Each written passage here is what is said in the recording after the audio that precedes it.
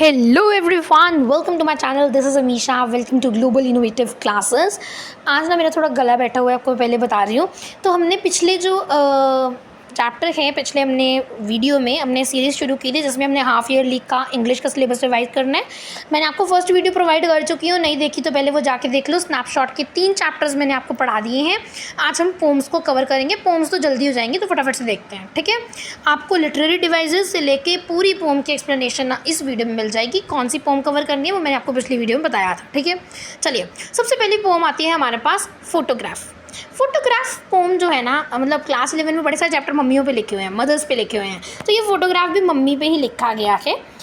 इसमें जो नरेटर होती हैं उनकी मदर की डेथ हो जाती है और उनकी फ़ोटो देख के उसको मेमोरीज़ को वो याद करती हैं, ठीक है। देखो, a photograph summary compares the internal state of a nature and a momentary state of the humans. In the poem, poetess मतलब लेडी जो है वो पोइट है इसमें। Poetess describe a photograph of her mother's childhood. इसमें जो mummy के childhood की फ़ोटो है ना, उसको डिस्क्राइब किया है पोइटेस ने। पोइटेस कौन है वो भी नाम है आपको याद रखना है, बताऊंगी बाद में, ठीक है। In the photograph of a time when she went for a sea holidays with her 2 girl cousins.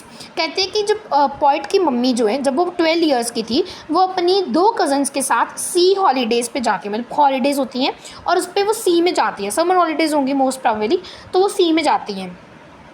Also, poetess contrast between nature and altering at the pace of a snail and fast changing human life. कहते हैं कि poetess ने बताया कि nature जो है वो वैसे का वैसा रहता है। सी है, उसके पास का जो एटमॉस्फेयर वो वैसा का वैसा ही है, पर उसकी मम्मी आज नहीं है। शायद उनकी डेथ हो गई, वो तब फोटो देख रही है। मतलब उनकी मम्मी फ़ोटो में 12 साल की थी और आज उनकी मम्मी को मरे हुए 12 साल हो चुके हैं, डेथ हुए 12 साल हो चुके हैं, ठीक है। The poetess remember how her mother longs to, मतलब पोइटेस बताती है कि कैसे उनकी मम्मी का फेवरेट पास टाइम कौन सा था, अपनी फ़ोटो देखना।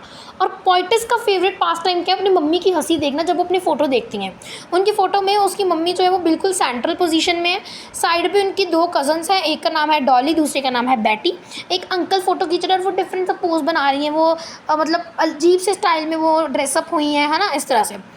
तो इसलिए वो देख के हंसती हैं उनकी मम्मी जब वो फ़ोटो देखती थी। तो वो उनका फेवरेट पास टाइम था वो फ़ोटो देखना। पर पोइटेस का favourite pastime is to look at her laugh of her mother, ठीक है। However, then the sea holidays was her mother's favorite pastime, and now her mother's laugh is the favorite pastime of poetess. At different periods of the time, with a great difficulty, both resolved and their respective losses, the pain of the involved in the resembling past. And besides, for the poetess, her mother was died, and उन्हें पता चल गया कि mummy अभी नहीं है। वो बहुत ज़्यादा सैड है और उनके अंदर सेंस ऑफ लॉस बताया गया है। तो नॉस्टैल्जिक है ये, है ना। इसकी जो पोइटेस है उनका नाम है शिर्ले टॉल्सन, ठीक है। शिर्ले टॉल्से, क्या नाम है? शिर्ले टॉल्से, TOULCY टॉल्से, ठीक है। शिर्ले टॉल्से, ये ई है, ठीक है। शिर्ले टॉल्से हैं। अब इनका क्या थीम है और क्या इंपॉर्टेंट वर्ड्स हैं, जैसे मैंने आपको चैप्टर्स में बताया, इसमें बताती हूँ। देखो, पोम बस इतनी है, बहुत सिंपल सी है पोम्स, आपको इजीली पता चल जाएगा कि इसमें क्या है, ठीक है। इट जो है ना, इस पोम में इट आएगा, वो किसके लिए रेफर है? मदर के चाइल्डहुड के लिए। कार्डबोर्ड का क्या मतलब है? फोटोग्राफ, है ना। एल्यूजन जो है, लिटरेरी डिवाइस, एल्यूजन यूज़ किया कार्डबोर्ड के लिए। उसके बाद स्टूड स्टिल टू शाइन, इस लाइन में एलिट्रेशन यूज़ होगा। ट्रांजिट फीट, इसमें ट्रांसफर्ड एपिथेट यूज़ होगा। Labour days of a day, oxymoron use होगा, ठीक है। उसके बाद आता है कि साइलेंसेस, इसमें पर्सोनिफिकेशन यूज़ होगा। ऑल्सो आप रेपिटेशन बोल सकते हो, पर्सोनिफिकेशन भी यूज़ होगा। कज़न्स, डॉली बैठी थी, मिडिल पोजीशन में मदर खड़ी थी, 12 साल की थी। नेचर जो है वो परमानेंट होता है, पर ह्यूमन लाइफ शॉर्ट लिव्ड होती है, टेम्पररी होती है। मदर की एज, जब वो फ़ोटो देख रही हैं, हंस रही हैं, वो 32 या 40 ईयर्स में होंगी। शी लाफ एट सब, मतलब होती है, वो हंसती हैं ये देख के अपनी फ़ोटो। और उनका पास टाइम कौन सा फेवरेट है वो आपको याद रखना है। उसके बाद labour days of a loss का मतलब क्या है? मतलब कि both poet and mother loss suffers, मतलब पॉइट की मदर ने क्या लॉस कर दी थी? वो मेमोरीज, वो सी बीच, वो चाइल्डहुड। और जो पॉइट है, उस पोइटेस है, मतलब उन्होंने क्या लॉस कर दिया? उन्होंने अपनी मदर लॉस कर दी। तो दोनों ही क्या है? लॉस में है, इसलिए यूज़ किया बोथ लॉस वाला जो आपकी लाइन है पोम में। ठीक है। साइलेंस, साइलेंसेस मतलब after the death of mother there is emptiness in the silence in the life of poetess, कि उनकी मम्मी के जाने के बाद उनकी ज़िंदगी में बहुत सन्नाटा छाया हुआ है, एम्पथीनेस है, एंड क्या है, साइलेंस है। It refers to the reality of a human life, ये ह्यूमन की रियलिटी ही है कि हर जो आया है उसे जाना है। तो ये चीज़ बताई गई है इस पूरी पोम में। क्लियर है? चलते हैं नेक्स्ट पोम की ओर। चलो इसका एक बहुत अच्छी लाइन बताती हूँ। इसकी थीम क्या लिख सकते हो या मैसेज क्या लिख सकते हो? ठीक है, लिख सकते हो कि when physical appearance is lost, जब फिजिकल अपीयरेंस नहीं होती ना, लॉस्ट हो जाती है। अब इसमें जो हमारे पास क्या है, इसका थीम क्या लिख सकते हो, लिख लेना कि when physical appearance is lost the essence the essence of loved one can be kept by their cherishable memories, मतलब जब हम किसी पर्सन को लॉस कर देते हैं, उनकी मेमोरीज, उनकी यादें हैं, they are attach to their belongings only, है ना, जो कनेक्शन प्रोवाइड करती हैं उनमें और आप में, चाहे वो पर्सन फिजिकली वहाँ पे प्रेजेंट नहीं है, बट उसकी वो प्रेजेंस किसके साथ है, उसकी चैरिशेबल थिंग्स के साथ, उसकी मटेरियल पोसेशंस के साथ। ठीक है, अब हम बात करेंगे नेक्स्ट पोम की, दैट इज़ लेबर्नम टॉप, जो लिखी गई है टेड हगेस ने। देखो अब इस पोम में क्या बात की गई है। सबसे पहले लेबर्नम ट्री, इस पोम का नाम लेबर्नम टॉप क्यों रखा है? लेबर्नम क्या है? एक ट्री का नाम है जो कि बहुत पॉइजनस ट्री होती है। Yes, laburnum is a tree which is very poisonous also. The laburnum tree stands still and silent in the deserted place. The goldfinch built her nest in the topmost part of the tree and raised her family. It is safe and secure place. The bird goes on, मैं पहले आपको पूरा पढ़ के बताती हूँ फिर आपको एक्सप्लेन करूँगी, ठीक है। The bird goes on the long flights to collect the food for the chicks, but she returns to the nest regularly. She makes a sound and the chicks recognize the signal. Like some steam engines, they start up the mindless noise, मतलब बहुत ज़्यादा, है ना। The bird flies up to them, feeds them, and then flies away again. The old silence returns to the tree again. The poem is the continuity of the atmosphere. पूरी pome ही यहाँ पे summarise है इतने से part में।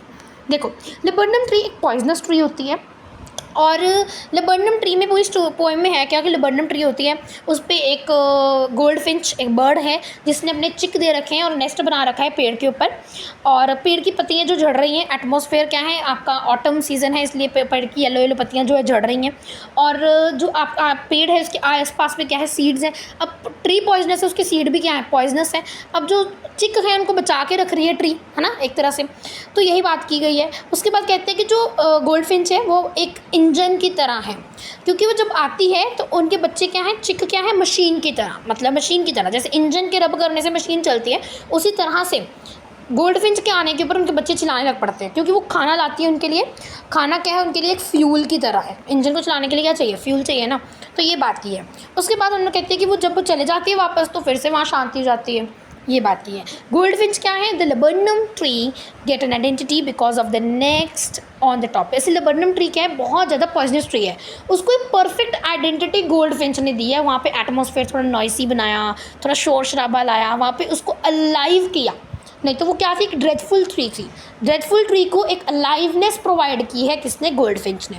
अपने बच्चे भी वहाँ पे उसने रखे तो उससे भी एक अलाइवनेस आई है, वो भी चिर्पिंग करते हैं, गोल्ड फिंच भी चिर्पिंग करती हैं, इसीलिए। During the month of September, the tree is left with a few yellowing leaves only.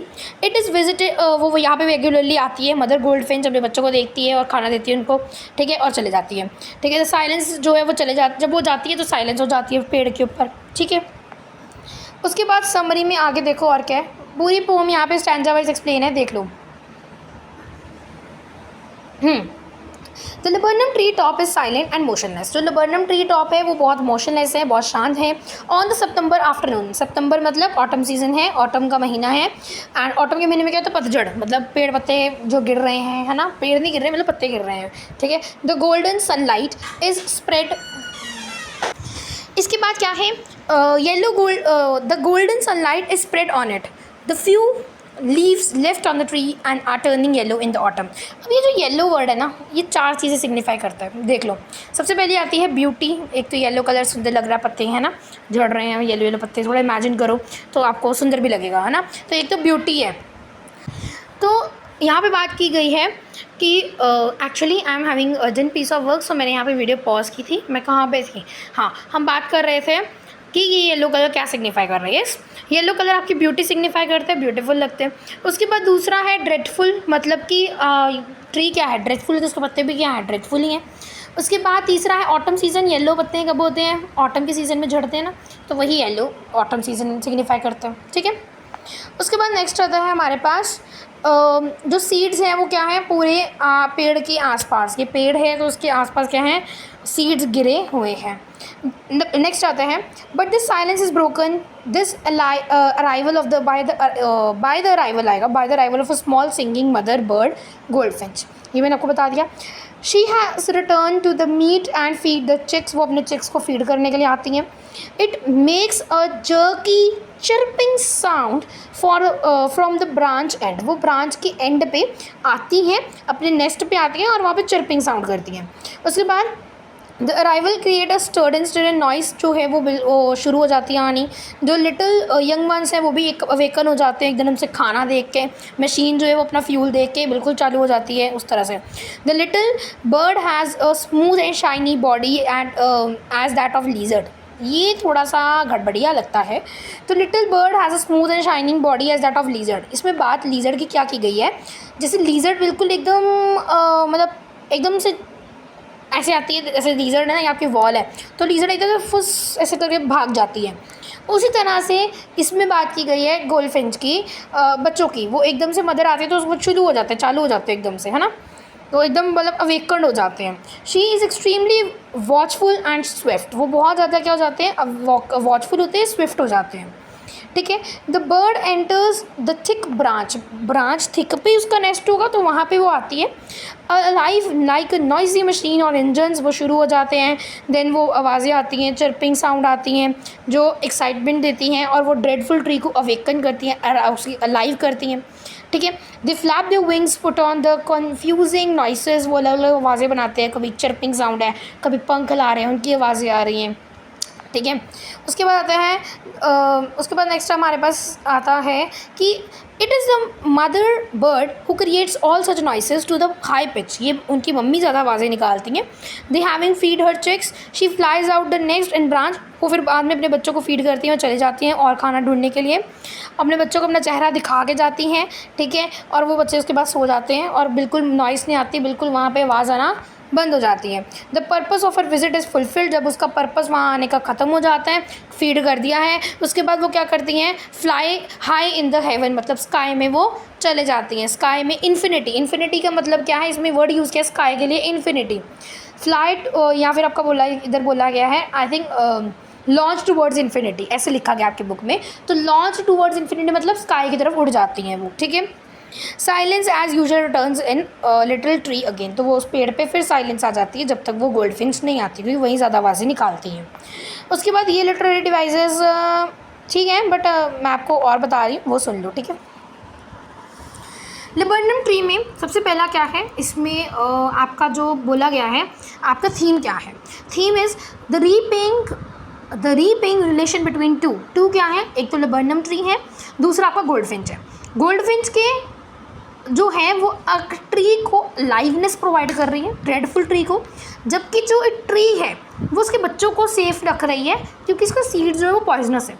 Seeds poisonous है, उसके पास कोई आएगा नहीं और उसके बच्चों को कुछ होगा नहीं, है ना।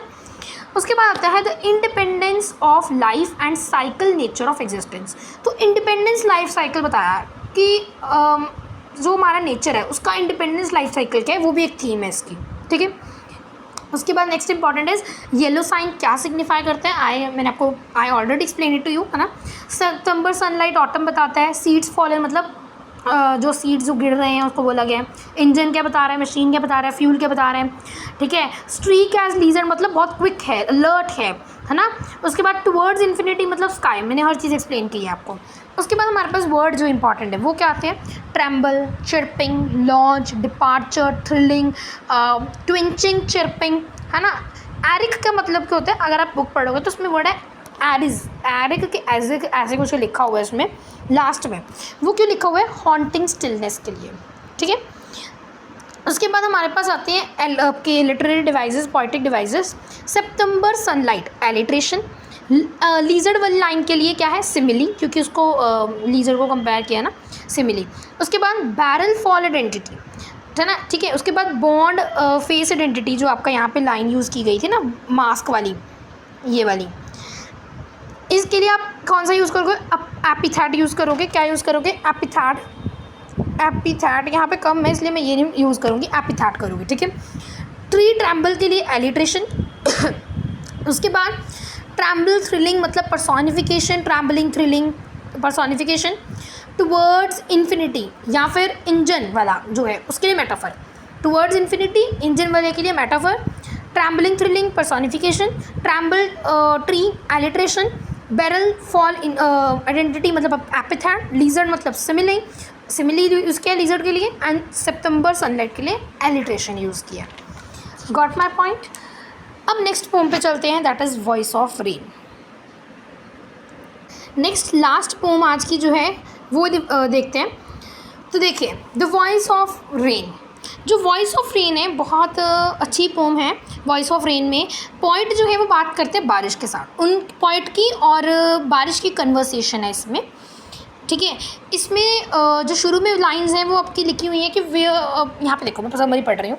इन the poem the poet ask soft falling shower, the poet ask soft falling shower, soft falling shower, who are you. Poet क्या बोलते हैं सॉफ्ट फॉलिंग शावर को, हु आर यू, तुम कौन हो। और वो कहते हैं कि वो बोलती है, जो आपकी बारिश है वो आगे से क्या रिस्पॉन्ड करती है, she in the earth poem. क्या कहती है पोएम, बारिश को ना शी यूज़ किया, मतलब ह्यूमन नेचर दिया गया है। इसमें बोलती है कि बारिश कहती है कि मैं अर्थ की पोएम हूँ।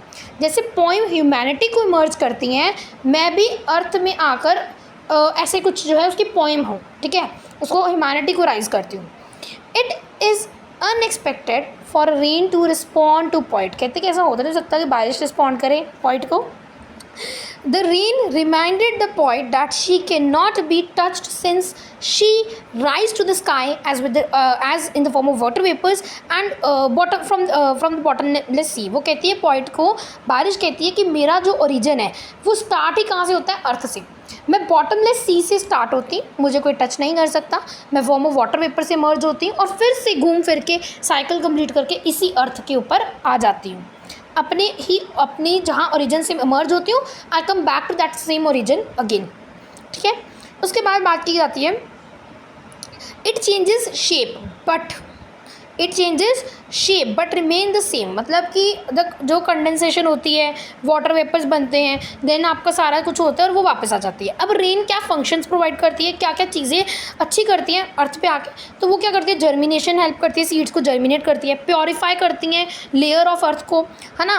उसके बाद अर्थ की जो है वो प्योरिटी को प्रमोट करती हैं, ब्यूटिफाई करती हैं, है ना। The rain what not cares whether somebody is concern about her actions और नॉट। बारिश को नहीं फर्क पड़ता कोई उसके एक्शन देख रहा है कि नहीं देख रहा, कंसर्न्ड है कि नहीं कंसर्न्ड है, ठीक है। वो अपनी ड्यूटी करती है और फिर अपने घर चले जाती है, फिर अपनी ड्यूटी करती है, फिर अपने घर चले जाती है, ठीक है। The poet also compare the rain as a singing, because जो सिंगर का गाना है वो उसके हार्ट से ओरिजिनेट होते हैं और उसी के पास आ जाते हैं।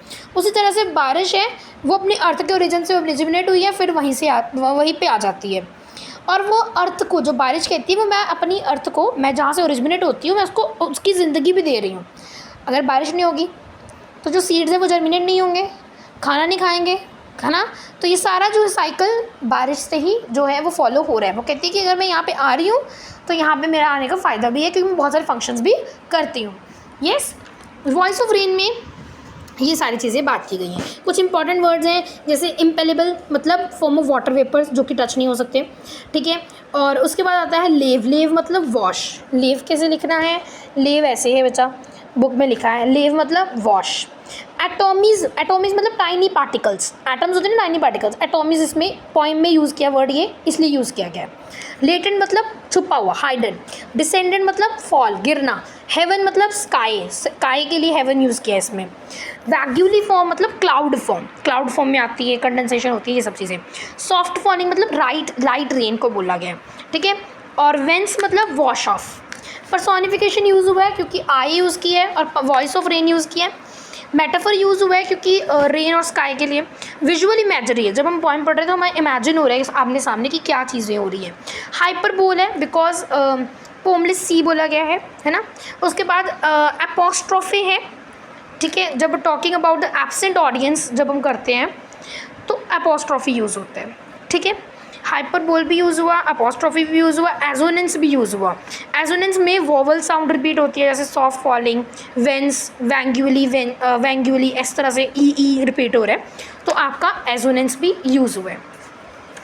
अब पोम क्या कहती है, back to their own region. इसका मतलब है कि जो रेन है emerges from the land and go back to the land again. बोला गया है कि जो रेन है it emerges from the land and give life back to the land, ठीक है। The beauty and the power of nature specially rain बताया गया है। The role of poetry in maturity and humanity बताया गया है इस पोम में। उसके बाद जो लास्ट 2 लाइन्स है वो ब्रैकेट में क्यों है। लास्ट में अगर पोम के देखोगे बहुत इंपॉर्टेंट क्वेश्चन बनता है कि वो ब्रैकेट में क्यों है, क्योंकि वो पॉइंट और रेन के बीच में कन्वर्सेशन नहीं है, it is a general observation of the point. क्या ऑब्जर्वेशन है, टुवर्ड्स द आप कह सकते हो टुवर्ड्स द कॉन्ट्रास्ट या फिर concert contrast of song and the cycle of the rain, ठीक है, इन दोनों के बीच में कॉन्ट्रास्ट है। बॉटमलेस सी का मतलब क्या है, ओरिजिन ऑफ अर्थ, ठीक है। बेसिकली सी से पानी आता है ना, वही वैपोरेट होता है, वो इसलिए बॉटमलेस सी यूज़ किया है।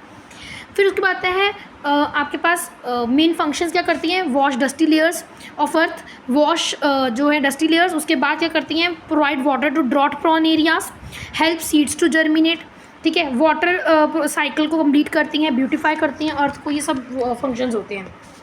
ओरिजिन ऑफ सॉन्ग क्या होता है, heart of singer. And origin of जो आपका रेन है वो क्या है, अर्थ का ओरिजिन, ठीक है। यही हमारी जो है पोएम है जिसमें ये पूरी बातें बताई गई हैं। आई होप आपको आज की रिवीजन पसंद आई होगी। आज हमने पोएम्स को रिवाइज़ कर लिया, अब हॉर्नबिल के 3 चैप्टर्स रह गए हैं, वो भी रिवाइज़ कर लेंगे। फटाफट से कमेंट बॉक्स में लिख देना क्या चाहिए अगला, और चैनल को बेटा सब्सक्राइब नहीं किया तो फटाफट से कर देना, और सब्सक्राइबर्स अपने मतलब फ्रेंड्स में शेयर करना, वो भी पढ़ पाएँ और रिवाइज़ कर पाएँ। Thank you for now, bye bye to everyone.